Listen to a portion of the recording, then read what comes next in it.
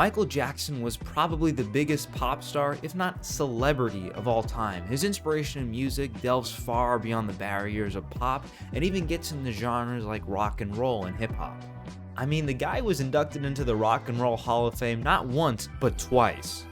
And when Michael tragically passed away in 2009, fans across the world were devastated.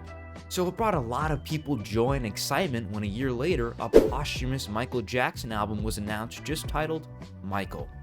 It would be the first full MJ album recorded and released in almost 10 years and would feature tracks mostly recorded in the 2000s with some dating back even further. But upon release, it was met with a mixed reception. Critics were pretty much 50-50 on this album, and most Michael Jackson fans don't even bring this album up in the present day because it's just not that memorable. And you gotta remember, this is Michael Jackson we're talking about. #1 hit after hit after hit, and at one point, he was the most popular man in the world. Even the album artwork is just a mashup of previous Michael Jackson albums. It kinda just says, hey, remember this? Remember all the stuff you used to like?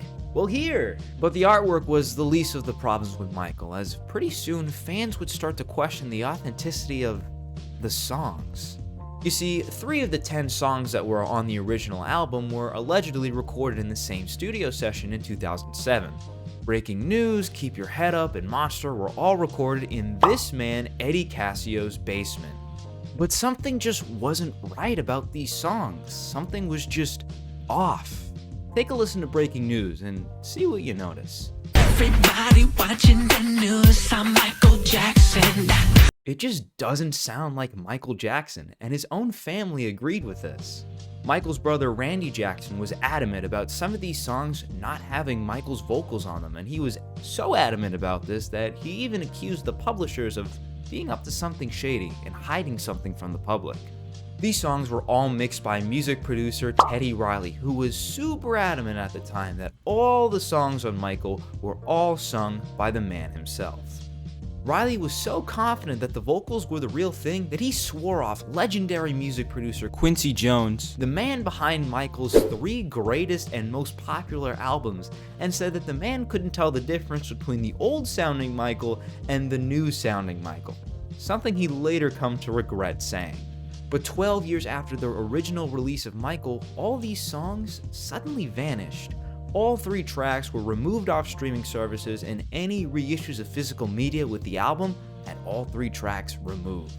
It seemed like there was some validity to these claims. When all this happened, a statement was released on behalf of the Michael Jackson estate, and it read, "The estate and Sony Music believe the continuing conversation about these tracks is distracting the fan community and casual Michael Jackson listeners from focusing their attention where it should be, on Michael's legendary and deep music catalog." And finally, after years of no concurrent answers, Riley would take an interview with Vlad TV where he would reveal to the entire world the truth behind these songs. So right now, in August 2022, do you think that those were actually Michael's vocals or not? If I tell you today, Right now. I can tell you right now that no. In my opinion, not only is it a mockery to put out songs under Jackson's own name that he did not make, it's also very bizarre.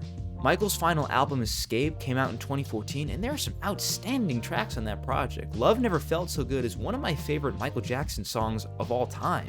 So it's questionable at best as to why the people involved with the release of Michael were so adamant about these fake songs being put on the final track list.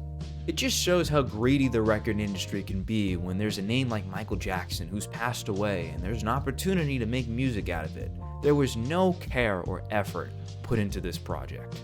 Thank you all for taking the time out of your day to watch this. It is so greatly appreciated, whether you just watch, you like, you leave a comment, whatever you do, it is very greatly appreciated. I'm just making random videos in my college dorm right now, so you took a valuable piece out of your day to watch something I just made, so thank you. If you want to follow me on my socials, I have Twitter, I have a few others, I've linked that in the description below. Pretty active on Twitter if you want to follow me there. And with all that out of the way, I will see you on the flip side.